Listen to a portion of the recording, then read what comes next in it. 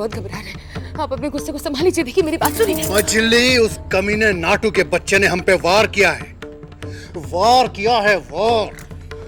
और अगर हमने इस वार का जवाब नहीं दिया तो वो हम पे हावी हो जाएगा। नहीं चाहते। अब कहाँ जा रही है इस वक्त? अब कहीं नहीं जाएंगे। छोड़ो मुझे। अब कहीं नहीं जाएंगे इस वक्त। मजले बाबू। तो सरकार, क्या बात है? हवेली में दारोगा बाबू आए हैं। क्या?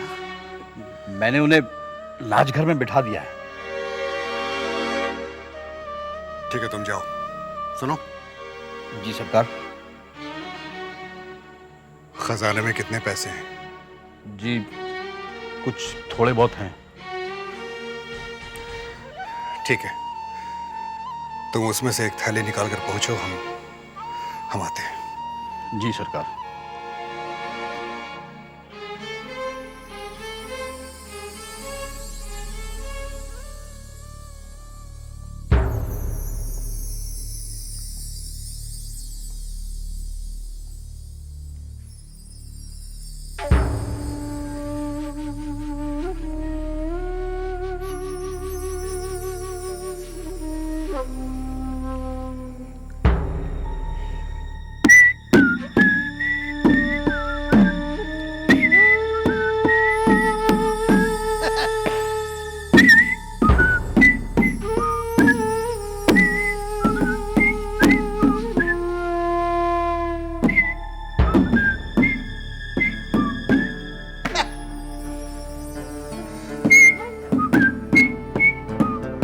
नमस्ते दरोगा साहब।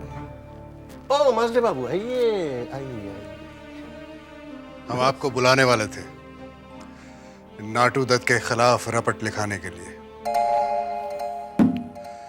कल रात उसने छोटे पे हमला किया, जिसमें छोटे को काफी चोटें आई। हम ईंट का जवाब पत्थर से दे सकते थे, लेकिन हमने ऐसा नहीं किया क्योंकि हम कानून को अपने हाथ में नहीं लेना चाहते। कानून किसी को भी नहीं छोड़ेगा, लेकिन ये मामला बहुत बिगड़ गया है क्योंकि इस हादसे में चुनी बाई को चाकू लगा है। वो बड़ी खुशकिस्मती से बच गई। उसने अपने बयान में क्या कहा? बयान बयान देने लायक ही नहीं है।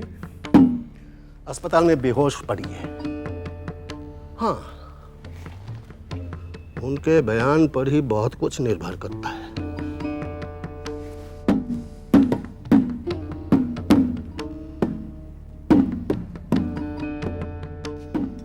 दरोगा साहब, तारीख गवाह है, ये हमारे खानदान के इतिहास में आज पहली बार हुआ। बात अब शान पे आ गई है और हम शान के लिए कुछ भी कर सकते हैं, कुछ भी। जान दे भी सकते हैं और जान ले भी सकते हैं। मजले बाबू, तो हम किस लिए? आपके जान थोड़ी इतनी सस्ती है जो नाटू दत्त जैसे लोगों के लिए आपको गंवानी पड़े।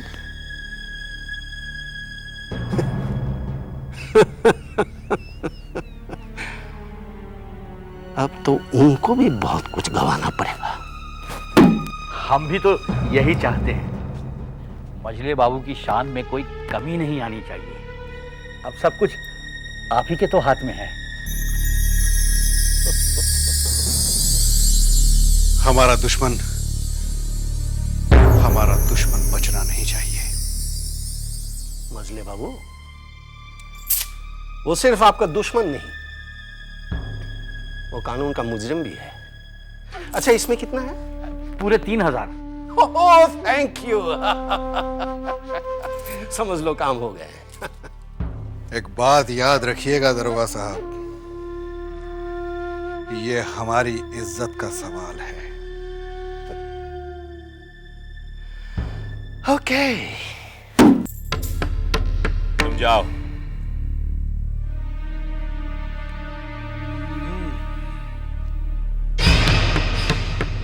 तो दारोगा हवेली गया था,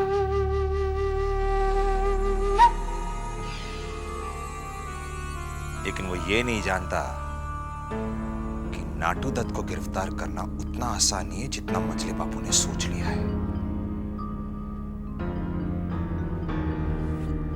चलो ये खबर तो अच्छी है कि चुन्नी बाई को होश आ गया है, लेकिन सोचने की बात यह है कि खून जाने की वजह से उसे इतनी कमजोरी आ गई है कि वो बिस्तर से उठ नहीं सकती।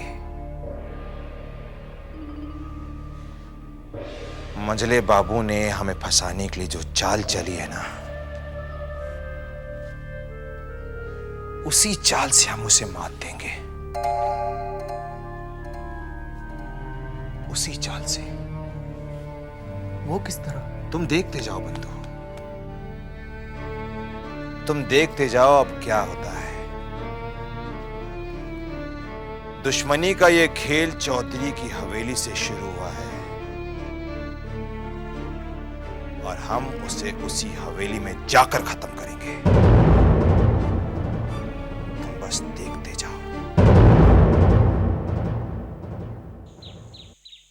ए शौकरे, इधर आ। गड़ी बाबू, आपने कुछ सुना? गड़ी बाबू से कुछ नहीं छुपा। बंसी कोड़े खा के अंधे पड़ा है। छोटे बाबू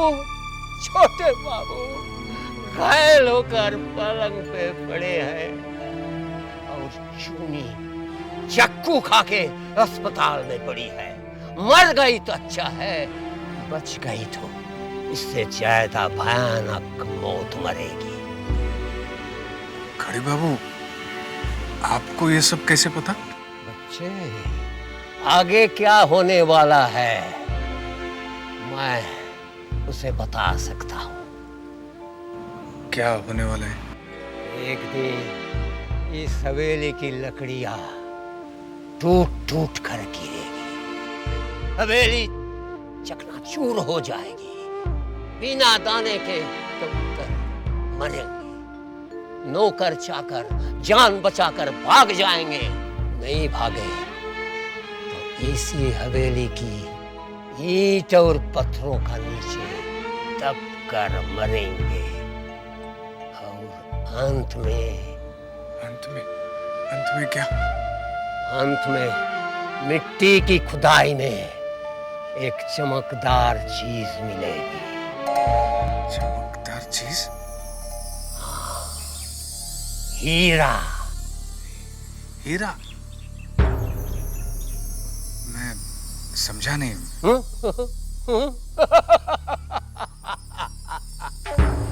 सब समझाऊंगा तो डर जाएगा। बस इतना ही समझ ले, बचेगा तू भी नहीं। उस समय तू भी एक गिलास पानी के लिए तड़पेगा। ना पानी मिलेगा और पिलाने वाला।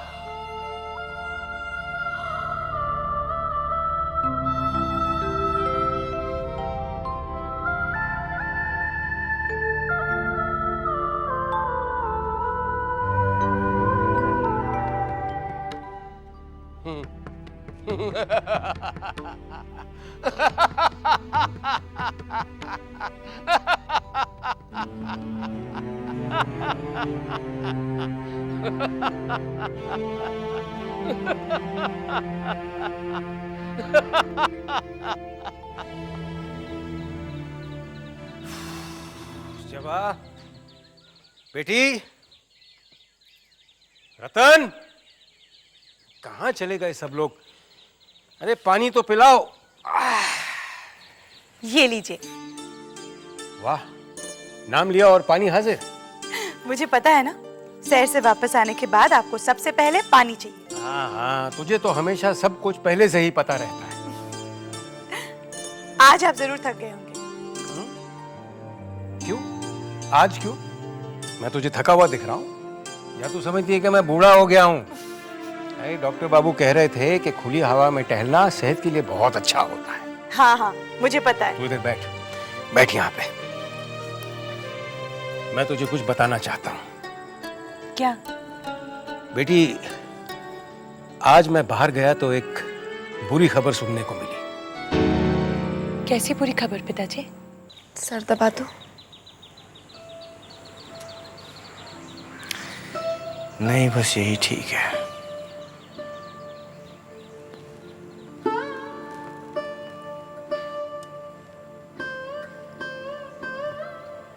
अब कैसा महसूस हो रहा है? पहले से बहुत बेहतर।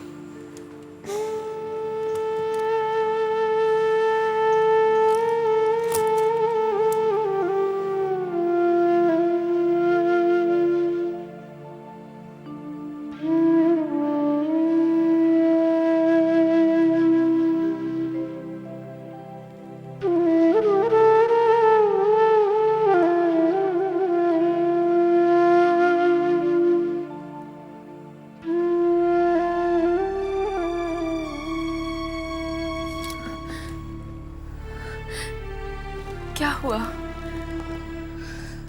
कुछ नहीं, बस मुझे अकेला छोड़ दो। आपको दवाई भी तो देनी है। मैं बाद में खा लूंगा, बस मुझे अकेला छोड़ दो बस।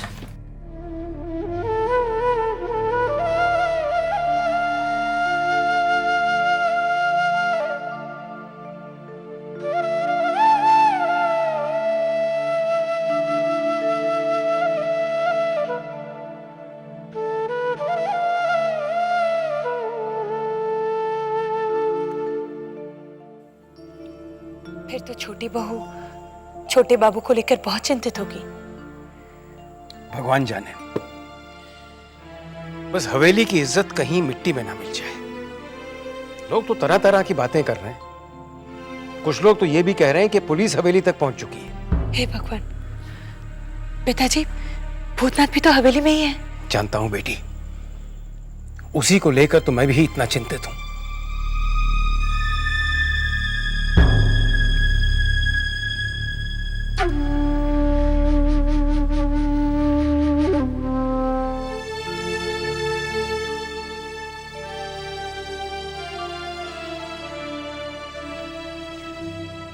छोटी बहू रानी, छोटे बाबू तो अभी ठीक हो गए हैं। आप अपना व्रत तोड़ लीजिए ना। नहीं चिंता, मैंने प्रण लिया है कि जब तक मेरे स्वामी की सेहत बिल्कुल स्वस्थ नहीं हो जाते, मैं अन्न ग्रहण नहीं करूंगी। छोटी, ये क्या कर रही तू? ऐसा प्रण क्यों लेती है जो अपने जान पर बना है? मछली दीदी, अगर मेरे स्वामी की सलामती के लिए मेरे प्राण भी निकल जाए तो मुझे कोई गम नहीं होगा।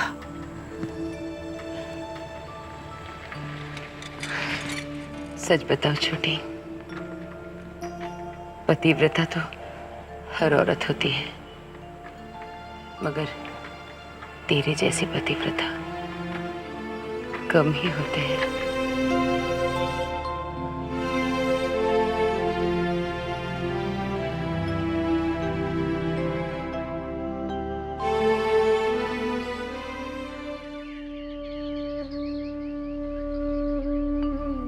इतनी खामोश क्यों?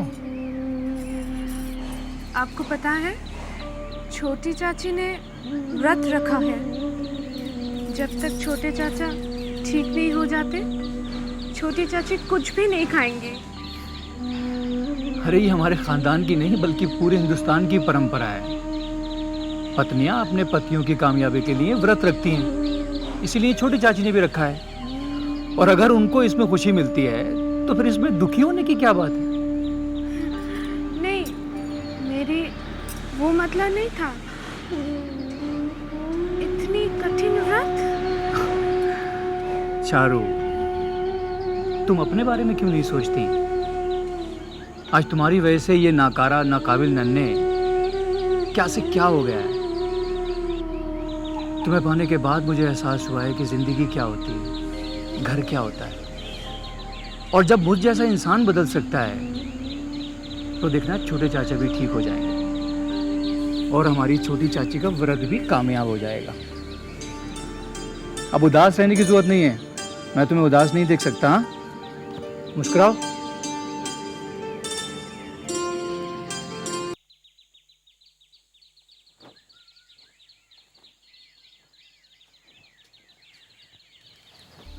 कैसे हैं चाचा?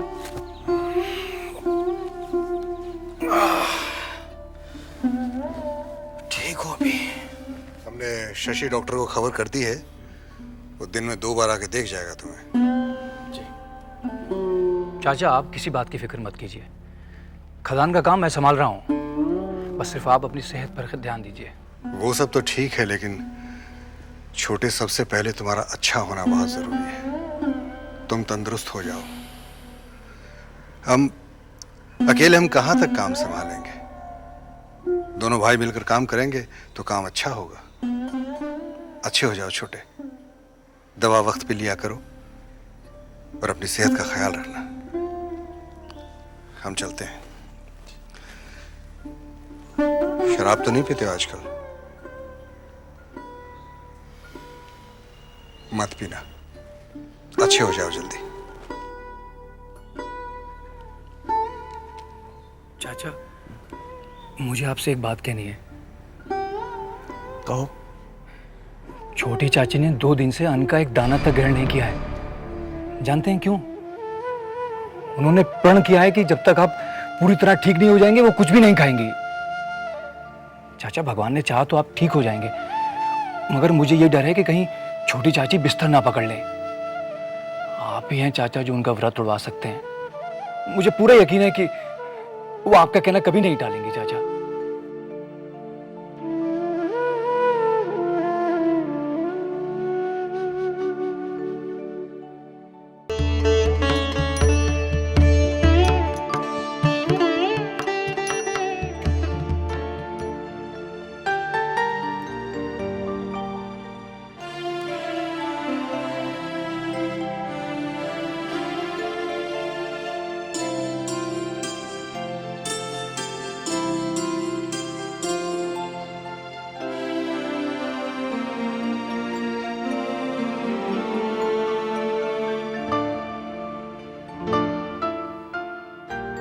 छोटी बहू,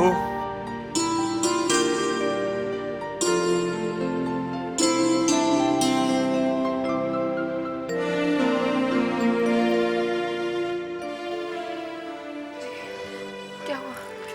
तबीयत तो ठीक है ना? हमें भूख लगी है, हमारे भोजन का प्रबंध करो तुम। हाँ, अभी फौरन करती हूँ। पहली बार आपने मुझे ये सेवा का मौका दिया है।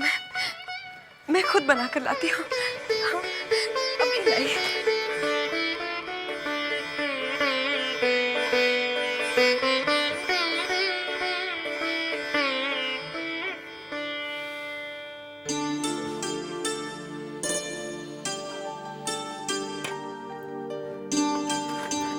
वो दाल दे दीजिए। हाँ, और आलू पोस्ता।